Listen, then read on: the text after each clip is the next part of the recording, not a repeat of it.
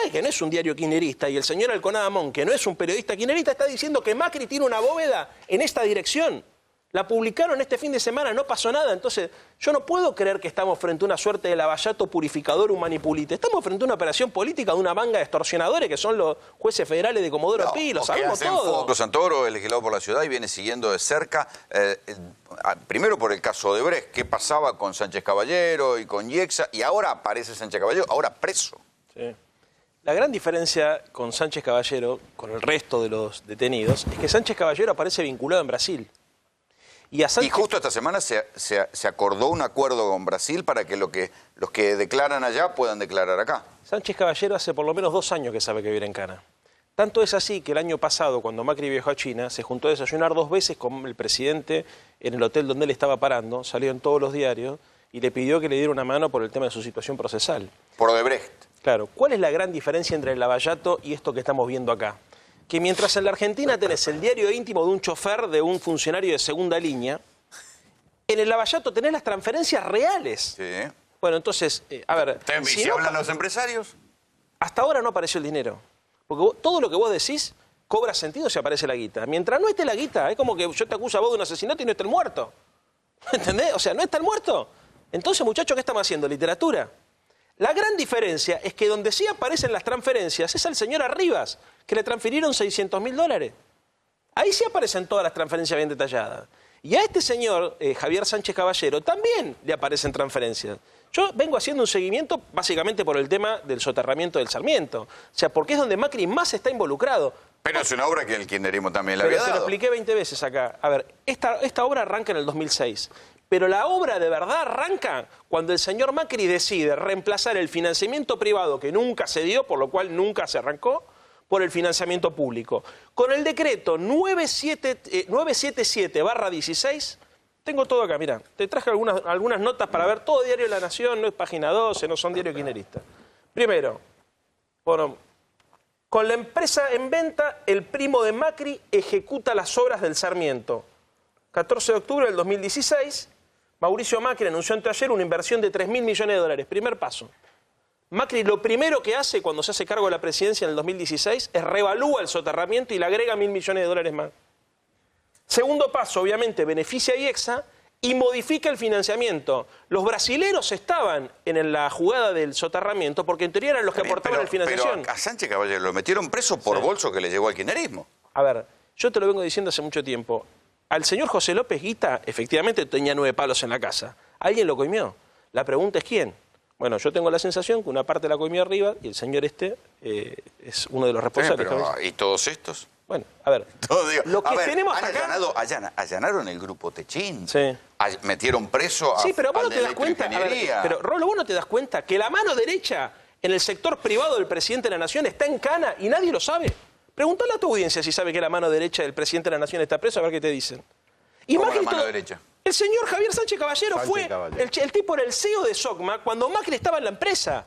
Se va cuando se la termina vendiendo a Midler, pero él estaba cuando era hombre de Macri. Sí, sí, claro. Los propios macristas te reconocen en off y hacen el intento. Que Macri lo conoce perfectamente. Pero que era el tipo que le armaba las licitaciones. Entonces, a ver, que la obra pública Sánchez Caballero venía de Sideco. Exactamente. De la empresa que dirigía Mauricio Macri. Esto porque estos juegos de caja china de empresa. Sideco, una parte, no sé, si una parte de Sideco se convierte en Iexá después. No, Iexá es la constructora, Sideco es como la empresa más grande y todo depende de SOCMA. Bueno, a ver, las coimas del Sarmiento, yo autoricé pago por 2 millones, casi $3 millones. Esto lo dice el vicepresidente de Odebrecht y lo menciona Javier Sánchez Caballero. Y pone las transferencias. Esta es la gran diferencia. Otro tema que pasó absolutamente desapercibido. Pero si los tipos tienen la costumbre de coimear, alguien cobraba. Sí. Y lo que cobraban eran baratos y debidos. ¿Cuál fue el principal? A ver, porque si no, las coimas son bidireccionales. Que hay un sector del gobierno o del grupo de debido que era corrupto, está claro. El señor José López fue el responsable del soterramiento del Sarmiento. Se arma una unidad. La pregunta que vos te debes hacer como periodista, yo soy militante político, no puedo pensar como periodista, tengo que pensar como militante político, pero que se deben hacer los periodistas hasta dónde llegaba. Lo que yo no tengo ninguna duda, y creo que Cristina tampoco, por eso Cristina le exige a la justicia argentina que investigue los dólares termosellados del señor José López. Sí, pero Cristina nunca lo echó a López. Bueno, a ver... Y tampoco lo echó a Debido, y tampoco lo echó a Barata. Sí, ahora, la gran diferencia que y además, existe... el mismo tipo, el mismo chofer dice que la recaudación volvió en 2013. Pero también es cierto que Cristina nunca autorizó el financiamiento público del soterramiento del Sarmiento. El negocio se arma cuando Macri autoriza el financiamiento público. Durante el gobierno de Cristina, el soterramiento del Sarmiento tuvo solamente la obra civil. Ahí no, digamos, el negocio arranca de verdad. ¿Qué pasaría si empiezan a hablar los empresarios y dicen, sí, efectivamente, la plata era para Debido y era para la campaña? Sí, bueno, que la demuestre. Pasa? Hasta ahora, ¿sabés quién fue el mayor aportante de la campaña del PRO en el año 2015? Odebrecht. Tengo acá el artículo, mira. Sí, pero, La Nación. a ver, Bueno, es una cosa de loco. Pero, a ver, hoy tendría que pero estar... la plata estamos en la causa, es la plata que iba antes. No digo que no haya seguido yendo después. A ver, que el sistema político mundial, porque Odebrecht opera en casi 50 países, infiltró o está infiltrado, digamos, por las corporaciones de las megaobras, esto lo sabemos todos hace mucho tiempo, pasa en todos lados, pasa en Brasil, pasa acá. Ahora, después está la utilización política de esto, hasta dónde llega y la utilización política. En el caso de Brasil no lograron comprobar, por ejemplo, lograron comprobar la responsabilidad de muchos funcionarios y muchos diputados, incluso oficialistas y opositores, pero a Lula no le comprobaron nada. Es más, lo terminan metiendo en cana, inventando por lo del departamento. Bueno. Flojo papel. Artemio López, analista político, ¿cómo la ves? ¿Qué puede pasar con la candidatura de Cristina? ¿Qué puede pasar con una Cristina que venía creciendo y le cae semejante sablazo? Bueno, sobre la figura de Cristina han caído muchos sablazos y efectivamente no han logrado demeritarla, por lo menos a punto de no constituirla en la primer minoría y la oposición más nítida que tiene el gobierno de Mauricio Macri. No me cabe duda a mí sobre la utilización política y el despliegue que existe en los medios. Pero los peronistas que no estaban con Cristina, ¿irán cuando si esto crece? No, yo creo que ya ha probado la figura de Cristina que no tiene vulnerabilidad por el lado de las denuncias de medios. Me parece que eso va a volver a verificarse. De hecho, las operaciones tienen, al ritualizarse, porque esto no es la primera. Cristina asumió ya bajo una operación muy importante, vos te debes acordar, Antonini Wilson. Y a partir de ahí ya nunca se dio el trabajo de los medios oficialistas, que son muchos, sobre la figura de Cristina. Sin embargo, se ha constituido nuevamente como la primer minoría. Cristina ya en el ciclo de ascenso de Cambiemos en el 2017 obtuvo 38 puntos en Provincia de Buenos Aires. Todos sabemos que para el peronismo y al kirchnerismo también le cabe esta ley. Lo que sucede en Provincia de Buenos Aires es la media nacional. Cristina tuvo un despliegue durante el ciclo de ascenso de Cambiemos que hizo que si eso hubiera sido una elección nacional hubiera habido balotaje. Cambiemos hizo la peor renovación de mandato en el ciclo de ascenso desde la recuperación democrática con excepción de la Rúa. Peor que la de Alfonsín, peor que la de Menem, peor que la de Néstor, una elección muy mediocre y Cristina con una herramienta nueva que mirá qué paradoja, en las puertas de Comodoro Pi, ella funda Unidad Ciudadana, sometida también a persecución judicial y mediática como en este caso, y logra obtener esa circunstancia electoral muy favorable, en esas condiciones muy favorables, y muestra que no es permeable a este tipo de operaciones. ¿No hay ningún esbozo de autocrítica en el kirchnerismo por esto? ¿Puedo hacer un comentario sobre lo que decía? Yo creo que así debería actuar la justicia. Decir, bueno, a ver, den cuenta de sus bienes, quién lo puede explicar, quién no lo puede explicar. Auditorías profundas sobre los funcionarios, sobre aquellos que fueron responsables de administrar fondos públicos. Ahí estaríamos todos de acuerdo si obviamente acompaña una justicia proba, no Bonadío, que todo el mundo sabe que es imparcial y que tiene una intencionalidad política, que es como el juez Moro de España, de Brasil. Ahora, lo que está ocurriendo hoy es que nosotros estamos discutiendo a partir de un elemento tan surrealista como el diario íntimo de un chofer de un funcionario de segunda línea. Esto es lo que no puede pasar en la Argentina, porque esto es lo que no le da credibilidad al sistema democrático. Si nosotros pretendemos encontrar la verdad a partir de este tipo de cosas, estamos delirando. Para colmo, los cuadernos no están. y han tomado la decisión de meter en cana a 14 personas sin peritar ni siquiera un cuaderno que tampoco... Bueno, pero el tipo se hace cargo de los cuadernos. Sí, pero a ver, Rolo, en ningún país del mundo te meten en cana. Primero te toman indagatoria. Esto está claro que está armado. Los tipos dicen que ya se tomaron un tiempo para corroborar con el libro de audiencia, que es lo que dice el tipo, es verdad. A ver, ellos fueron a buscar... A ver, yo no tengo duda que seguramente muchas de las cosas que estos tipos tienen, lugares donde el coche fue, seguramente debe ser así. No creo que sean tan brutos de armar una operación de la AFI... así que se pueda desarmar por internet, digamos, observándola por internet. Ahora, lo que tienen que demostrar es que además de esos recorridos se cometieron ilícitos. Y eso no se demuestra con el diario íntimo de un chofer. Y si empiezan a hablar eso es otra historia. Eso es otra historia. Eso es otra historia. Pues si lo primero es decir, sí, nosotros le pagamos. Bueno, eso es otra historia. Y también tienen que demostrar, porque lo que ocurre en Brasil, que está todo mal en Brasil, pero por lo menos lo que ocurre en Brasil, que da cierta tranquilidad, al margen de los excesos, como el caso de Lula, es que se demostraron las transferencias. Y en la Argentina se le investigó a Cristina. No le encontraron bóvedas, le allanaron la Casa del Sur, no le encontraron cuentas y no le encontraron sociedades. A los que le encontraron sociedades y a los que le encontraron cuentas son los actuales funcionarios del gobierno. Y en la televisión hacemos como que esto no pasa. Esto es lo verdaderamente increíble. Yo te decía recién, Odebrecht financió la campaña del PRO. Legalmente e ilegalmente, fue el principal aportante. Este fin de semana, Rolo, salió una nota en el diario Infobae, que yo te la traje acá, retuiteada por el señor Alconadamón, que dicen claramente que en el PRO, en la calle Belgrano y Reconquista, en el tercer piso, tienen una bóveda donde hacían pagos irregulares a la campaña del PRO y le pagaban a los funcionarios del PRO las cuestiones personales. Una bóveda de guita. Ponen la dirección acá, todo. ¿Algún juez fue a allanar? Mira, te lo leo perfectamente. Pero Comodoro Pi, solo investiga el caído. Bueno, pero a ver, Amelie Robbins dice que es la colaboradora de extrema confianza del PRO, de Macri, y dice que tuvo bajo su cargo el control de la oficina del tercer piso de la sede partidaria de Balcarce y Belgrano, a 300 metros de la Casa Rosada, famosa por su doble pared, luego perfeccionada con caja de seguridad. Perdóneme, esto que después lo retuiteó el señor Alconadamón, ¿ningún fiscal ha actuado de oficio?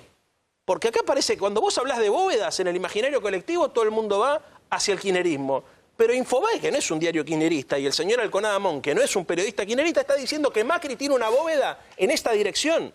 La publicaron este fin de semana, no pasó nada. Entonces, yo no puedo creer que estamos frente a una suerte de lavallato purificador humanipulite. Estamos frente a una operación política de una manga de extorsionadores que son los jueces federales de Comodoro Pi, lo sabemos todo. Hacen foco en lo que les parece y lo que no lo ignoran. A ver, para seguir con tu teoría, el escándalo de los aportantes truchos lo remitieron a provincia y ni bien llegó a provincia, echaron al fiscal y pusieron otro. Ayer, sí, una locura. Entonces, a ver, ¿cómo querés que nosotros digamos, no, esto no es una operación política, vamos en serio, que Hoy Víctor Hugo decía, ojalá que aparezcan los cuadernos y que vayan a... A ver, yo te imaginas que no estoy acá para defender chorro, ninguno. Ahora, lo que también me di cuenta, porque boludo no soy, es que los juegos de poder muchas veces utilizan este tipo de cosas para crear ilusiones ópticas. Por ejemplo, la ilusión óptica de que la contracara de la corrupción es Mauricio Macri. Si hay mucha gente que te dice que lo votaron a Macri para terminar con la corrupción, y yo desde que soy pibe, que me vienen diciendo todos mis mayores que Mauricio Macri es el hijo de la patria contratista, y de acá nadie dice nada. A ver, analicemos el kirchnerismo, analicemos el kirchnerismo, pero también analicemos los muchachos que están gobernando ahora. Que son dos modos de robar. Uno es un modo más macro y más prolijo, que es el de este gobierno. Sí, pero tan prolijo. Y el modo de los bolsos y del efectivo. O sea, pero es el sabés que otro. son muy prolijos, como vos quieras. Pero no hay choreo bueno. No, ya sé, pero ¿sabés cuál es la diferencia? A Cristina no le encontraron nada. Y a Macri le encontraron las sociedades offshore de los Panama Papers y el hermano blanqueó 622 millones de mangos. Y a Cristina no le encontraron nada. Entonces yo me cago de risa cuando me dicen no hay corrupción buena y no hay corrupción mala. Obvio que no hay corrupción buena y mala. ¿Puede hacer campaña electoral Macri en este escenario? Muy bueno, difícil. Sí, de hecho lo está haciendo, pero... Por eso sí, bueno, él cree que con el sistema de medios le va a alcanzar y con la publicidad que habitualmente utiliza y que le dio resultado inicialmente le basta. Ahora... Está bien, pero los bolsos planteaba yo ¿no van a generar rechazo a Cristina en algún momento si Cristina quiere ser candidata? Yo creo que el tema corrupción en la figura de Cristina no produjo ningún efecto demeritorio. Al contrario, ha resistido perfectamente porque, te vuelvo a insistir, no es la primera operación ni el primer embate de medios sobre su figura. Ahora, la restricción en términos socioeconómicos de Macri es monumental. Si él en el 2017 ya hizo una elección mediocre, porque 41 puntos es una elección mediocre, cambiemos, hay que esperar que en el 2019, con todas estas restricciones, las cosas sean muchísimo peor. Pero ¿quién capitaliza? La oposición si el voto en general, se dispersa. Bueno, yo creo que va a haber opositores que van a ser los que capitalicen. Mira, todas las encuestas marcan que hay un importante sector que acompañó a Cambiemos en balotaje, que está entre el 35 y el 40 según la encuestadora, que no va a ir nuevamente a refrendar esa opción electoral. Una parte yo creo que va a captar Cristina. Cristina tuvo mucho voto cruzado, Cambiemos, FPV. En las leyes de formación y funcionamiento del FPV, cuando vos analizás distritos clave, Santa Fe, Capital, Córdoba, vos ves mucho voto entre opciones electorales vinculadas a la centroderecha, al PRO, y opciones nacionales vinculadas al FPV, al histórico FPV, nucleado por la gestión del kirchnerismo, que era el gran valor que ponía en forma siempre en cada elección. Eso va a volver a ser, y después hay opositores como Sergio Massa que seguramente se van a ver beneficiados de esta corriente de liberación de votos por parte de Cambiemos. Sí, digamos que son la oposición más amigable con respecto al oficialismo, bastante más que la que confronta desde Unidad Ciudadana, ¿no? Si la caída de 200 millones de dólares diarios por la venta que hace el Banco Central generara una nueva corrida, lo que alguna vez dije, y me miraron como un marciano, lo repitió Fantino por ahí, lo dijo contando que yo lo había comentado, la versión de alguna gente del peronismo federal de que si hubiera una nueva corrida el balotaje puede ser entre dos vertientes del peronismo. ¿Es una locura o puede pasar? No, no es una locura. En este escenario de restricciones y con la caída en la popularidad de Macri y toda la figura gobernante, porque esto le afecta también a la gobernadora Vidal, que dicen que era el plan B de Cambiemos, es un plan B flojo de papeles. Pero no cabe ninguna duda de que puede haber un escenario entre dos actores que serían... ¿Después de un escándalo como esto? ¿Todavía? ¿El escándalo cuál es?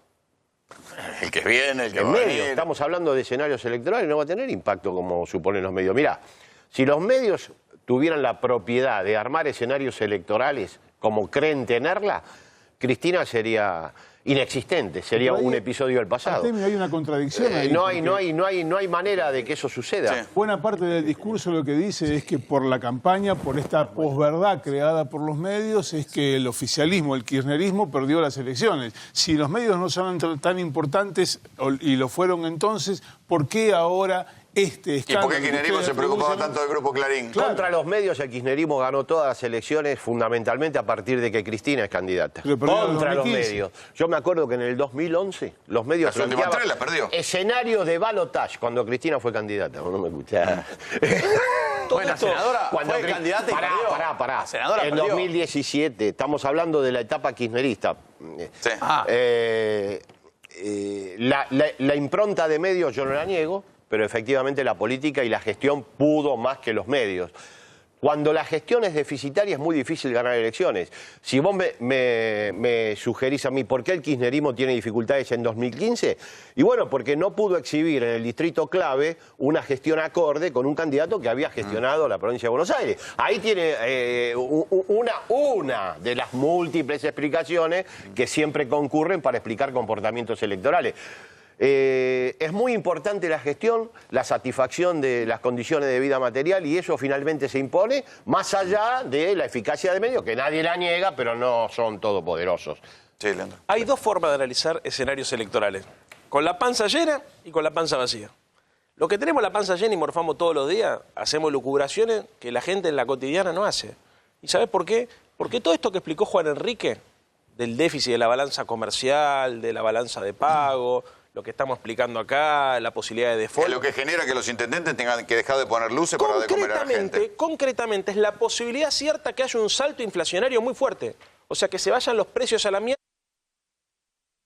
Concretamente, esto que nosotros en todos los programas de televisión nos la pasamos analizando, de todos los signos ideológicos. O sea, lo que dice Sper, lo que dice Melconian y lo que dicen los economistas heterodoxos como Juan Enrique o como tantos otros que vienen a los programas de televisión tienen muchos puntos de disidencia, pero un punto de coincidencia. Ojo. El gobierno no está administrando la macro, y si no administra la macro, cuando se acabe la guita del fondo, como lamentablemente ya la Argentina no produce dólares ni no prestan, puede haber un salto devaluatorio. Y un salto devaluatorio es que los precios se van a la mierda y te quedan los salarios viejos. Política. Y ahí entonces ahí, viste, cuando vos decís, bueno, el escenario electoral, ¿cómo lo analizamos? La gente que no puede pagar la luz, que no puede pagar el gas, o la gente que tiene miedo de irse a vivir a la calle porque no puede pagar la pensión, todo esto que nosotros estamos discutiendo acá les parece una abstracción. No, y el precio de los alimentos, que si la inflación proyectada es 35 en promedio, los alimentos tienen 10 puntos más. Sí, claro. Nunca mira, ni en medio de la crisis del 2001 los precios de los alimentos eran estos. Es descomunal lo que pasó. Muchachos, muchísimas gracias por venir.